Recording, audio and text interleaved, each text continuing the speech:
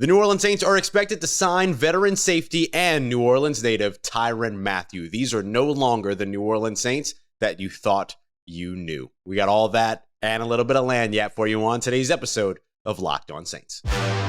You are Locked On Saints, your daily New Orleans Saints podcast. Part of the Locked On Podcast Network, your team every day.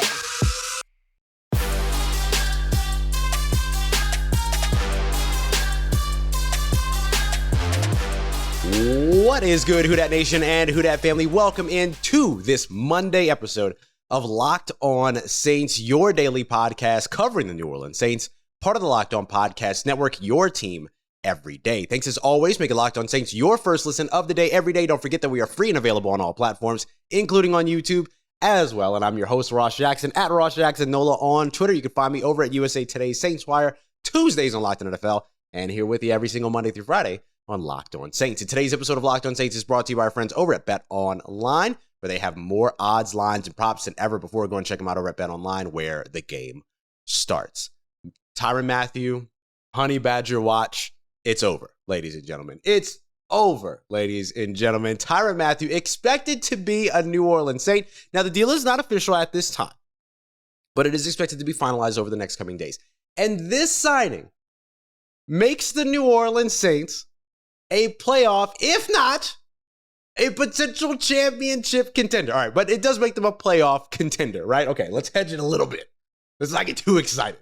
But I am excited. I love this signing for the New Orleans Saints. I think this is an absolute home run for them. Their roster going into 2022 is better than their roster going into 2021. And the NFC conference going into 2022 is worse than it was going into 2021. So those two things work in the New Orleans Saints' favor. They are absolutely a playoff contender at this time. And they get not only somebody in Tyrann Mathieu that's going to be able to come in and produce on the field, 3-time Pro Bowler, 3-time All-Pro, all of that, but he's also going to be somebody that's going to be an emotional leader for this team. He makes this team better before they even hit the field. Now, I do want to take a moment to just say, and I want you to think about it with me, picture it with me, close your eyes if you will, the next time that Tyrann Mathieu takes the NFL field or an NFL field, he very likely will be wearing black and gold or white and gold or white and black, whatever, right? He's going to be a New Orleans Saint. And that's just an incredible story. What a remarkable story. And so I love this signing for the Saints. Like I mentioned, I think this makes their roster better than it was last year. You think about the places where they were weak last year, right? Combine this signing with the draft class. Think about where they were weak last year and some of the free agency signings. Wide receiver. Okay, Michael Thomas is coming back. They drafted Chris Olave at 11. Okay, you're much better at wide receiver now than you were in 2021. I don't think anyone would argue that. And maybe they're not done at wide receiver either because Jarvis Landry's still out there. Don't forget that. Next up, you look at offensive line. What were the issues in the offensive line? Development, injuries, right? And I mentioned development because even outside the injuries, there was a drop-off. There was a little bit of a drop-off in terms of what the talent was like on the offensive line. We saw Ryan Ramczyk struggle. We saw struggles from Eric McCoy. We saw struggles from Cesar Ruiz continue. So I think that development was a big part of it too. So what did the Saints do about that? They go out, bring in Matt Rhea, who lessened soft tissue injuries for Alabama by 50%. They bring in Doug Marrone, who's a fantastic developer of offensive line talent. And then they fill the hole after they lost Teron Armstead to the Miami Dolphins over the course of this offseason. They go out there at pick 19. They stand pat. They bring in Trevor Penning, University of Northern Iowa, the meanest man in the draft this year, and say, okay, there's your left tackle, more than likely. Then where else did they struggle on the offensive side? Tight end, right? Tight end, you're looking at time to help them there, right? Another year for Nick Van Ette, the veteran, to be available for you, hopefully at the very beginning of the season this time. Another year for Adam Troutman, maybe lesser expectations for Adam Troutman, which I think will help. And then you've got guys like Juwan Johnson, and then now Taysom Hill, who has been, made to focus at that F move tight end spot. So I think that helps you make tight end better by having Taysom Hill be that guy. Quarterback, right? Injuries, all of that. Again, Matt Rhea helps with some of that. But now you don't have a quarterback competition going into 2022. Everyone knows what's going on. Jameis Winston is your starter, period. The way it should have been all along, right? Dennis Allen, speaking post-draft with New Orleans media. Quarterback wasn't a place that they felt that they needed to address. Why? Jameis Winston's in the building. On the defensive side, would you lose this offseason? Safety and safety, right? Losing Marcus Williams, signing with the Baltimore Ravens, Malcolm Jenkins retires. You bring in Marcus Maye, who Dennis Allen says they see more as a strong safety than a free safety, but maybe with this Tyrann Mathieu signing, they nudge Marcus Maye out to play that deep safety role that he played early in his career, or they're just going to play to the strengths of the safeties one way or another, split safety looks, things like that. And then you bring in Tyrann Mathieu, who is an excellent replacement for Malcolm Jenkins. He's a fantastic communicator. He's a remarkable leader, right? He's somebody that's going to be able to make plays for you on the field, but he's going to have an impact before this team even hits the field. We talked with Isaiah Stanback, Super Bowl champion, former NFL player, during the NFL draft, our 3 days of live coverage, which you can still find over at the Locked On NFL YouTube page. So much fun. But we were talking about the New Orleans Saints. And one of the things that Isaiah said, and understandably so, was that after losing Drew Brees, this team didn't have a leader. I disagreed with that because I think just because the leader's not on the offensive side doesn't mean that the leader's not present, right? First of all, I think Jameis Winston doesn't get the credit that he deserves as a leader, the way that he brings everybody together. But you have to be at camp, you have to be at practice, really, to see that kind of stuff. But then you look over on the defensive side, and what did we talk about last year? A leader at all three levels. What do the Saints have this year?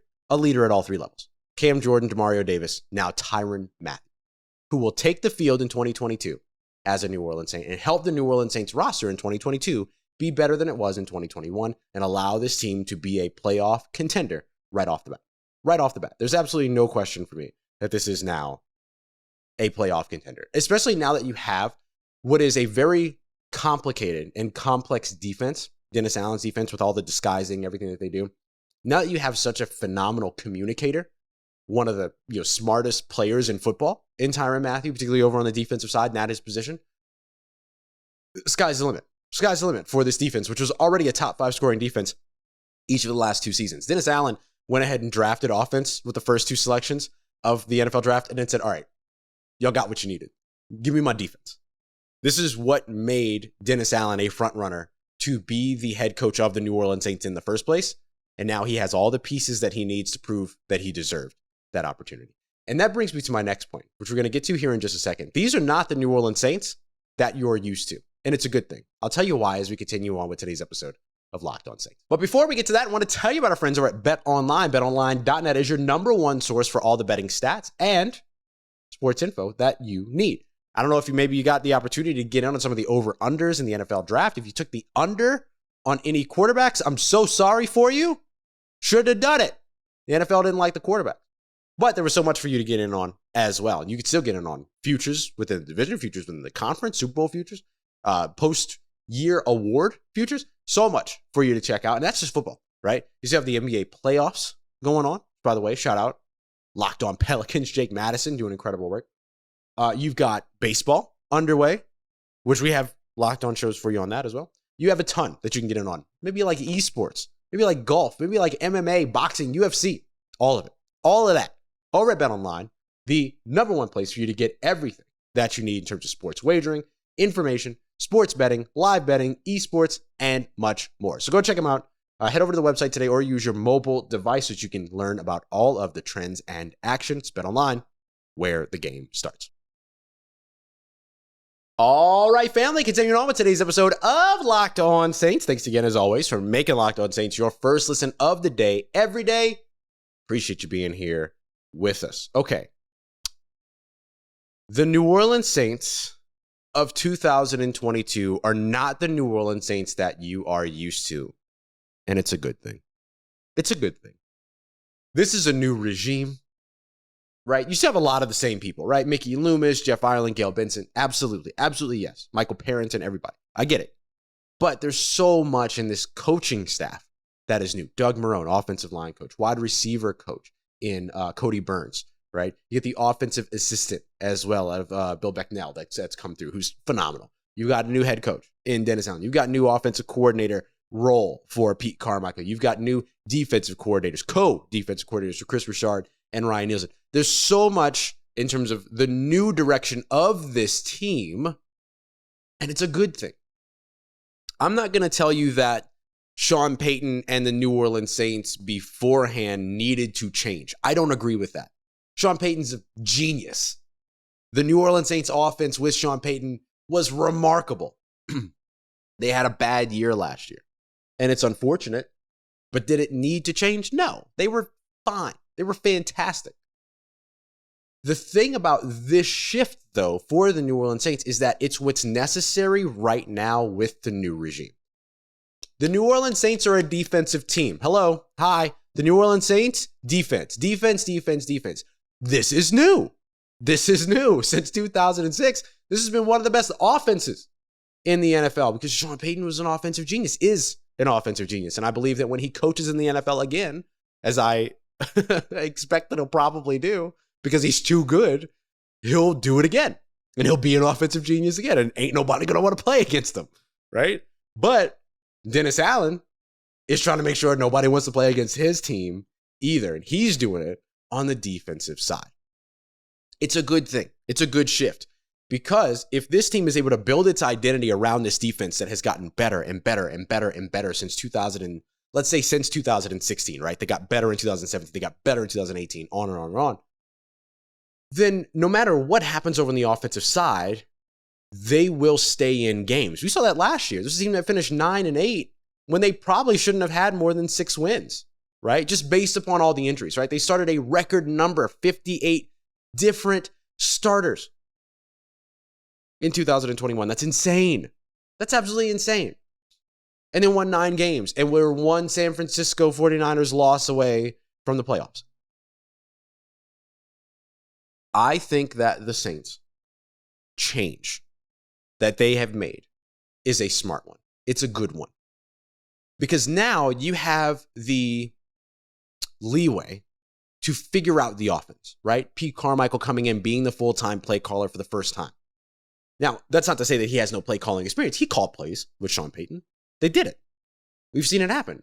I mean, Pete Carmichael was the play caller in the 2012 season when the Saints just went off. And even before that, when Sean Payton wasn't able to be on the sideline with the ACL injury that he had. So I like where the New Orleans Saints are going. And here's the other big change. Here's the other big place where these are not the New Orleans Saints you're looking for, right? These are not the New Orleans Saints you're used to. What did everybody want them to do? Draft a wide receiver, draft an offensive tackle. What did they do in the draft? They drafted a wide receiver and they drafted an offensive tackle in the first round. What did everybody want them to do? Focus on premier positions with their top 100 selections. What did they do? They focused on premier positions with their top 100 selections in the 2022 NFL Draft. Wide receiver, offensive tackle, cornerback. Over the course since 2015, the Saints, before this year, had 21 top 100 selections. They used 10, less than 50% at premier positions. Quarterback, offensive tackle, wide receiver, cornerback, and edge rusher. 10, less than 50% of their top 100 selections with the premier positions. This year, 100%. 100%. Hell, they even technically invested 98 there too. You can call it 4 of 4 because they traded 98 in order to get up and select Chris Olave. What did people want the New Orleans Saints to do this offseason? Sign Tyrann Mathieu. What's it look like they're about to do? Sign Tyran Matthew. The New Orleans Saints get a lot of grief. They get a lot of grief over the course of the offseason for not pulling off the big signings, for always being right there, for being used as leverage so that a player can get a better contract somewhere else. Look at Marquez Valdes-Scantling this offseason. Look at Odell Beckham Jr. going to the Rams, and the Rams came in at the last second, and no, the Saints were my choice until the Rams showed up. Whatever. Same thing with Marquez Valdes-Scantling. Oh, the Saints were my choice until the Chiefs showed up. Okay, sure. Whatever you say, buddy. Now, the New Orleans Saints, all those things that they set out to do, they're doing them. They're happening. And I don't think they're done. I don't think that they're done. If you listen to Mickey Loomis, he said that they are excited about being able to go after some of the free agents that are available in late free agency. He didn't make that one thing. He did make it one must, which was safety. So he told you, he didn't say safety, but he was like, y'all know. Y'all can guess what it is. I'll tell y'all, Goatee Loomis is a whole other level. He made it apparent that they had one other must left on the roster. They've addressed that today, as reports are stating that the Saints are expected to sign Tyrann Mathieu. But are they done? No. I don't think so. Let's talk about some of the other late free agents like Tyrann Mathieu that the Saints could bring in and how Tyrann Mathieu could be a big part about luring one of them in particular. We got that coming up for you as we continue on and wrap up today's episode of Locked On Saints. And hey, summer's coming. That means training camp is on the way. That means mini camps are on the way, rookie minis, all of that, right? There's still so much to talk about when it comes to the NFL season, but also you're going to want to make sure that you're getting some food on the go because you're going to be spending a lot of time outside, right? So let me help you out and tell you about Built Bars. Best tasty protein bars on the market, covered in 100% chocolate, phenomenal flavors. Mint brownie, peanut butter brownie, coconut almond, cookies and cream, salted caramel, cherry barcia. These things probably sound like they're loaded with sugar. Here's the real deal. Just about 17, 18 grams of protein, only 4 or 5 grams of sugar, 4 or 5 grams of net carbs. They're perfect. These are the perfect protein bars. And on top of that, most Built Bars only contain 130 calories. Compare that to a candy bar like 240 calories, 30 grams of sugar, and dozens of net carbs. You don't need any of that. You need Built Bars. Go to Built.com. Use the promo code LOCKED15, LOCKED15. It's going to give you 15% off of your next order. Doesn't matter if it's your first one or your next one. You're going to get 15% off with the promo code LOCKED15 at Built.com. Let's get it, Who Dat Nation. Wrapping up today's episode of Locked On Saints. New Orleans Saints expected to sign veteran safety Tyrann Mathieu. Game-changing signing for the New Orleans Saints. And they might not be done.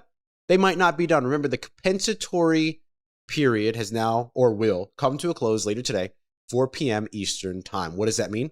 You know how sometimes a player gets signed to a team and then the team that lost that player will get a compensatory selection in the 3rd, 4th, 5th, 6th, 7th rounds?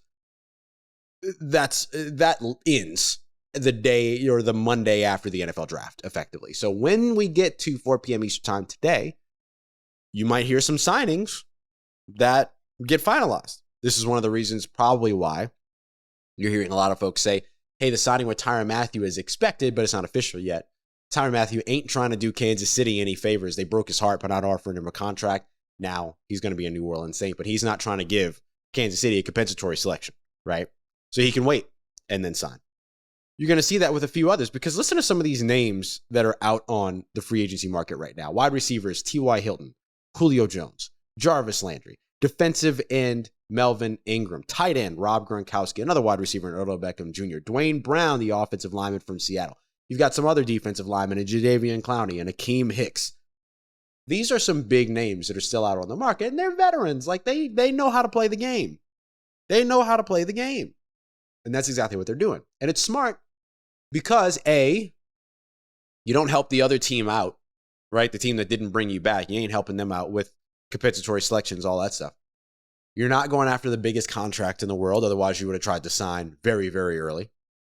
And you basically get to a point to where you can now pick the team that you know you have a role with, as opposed to signing before free agency and then having that role get filled by a rookie. So, are the Saints done now that they have Tyrann Mathieu?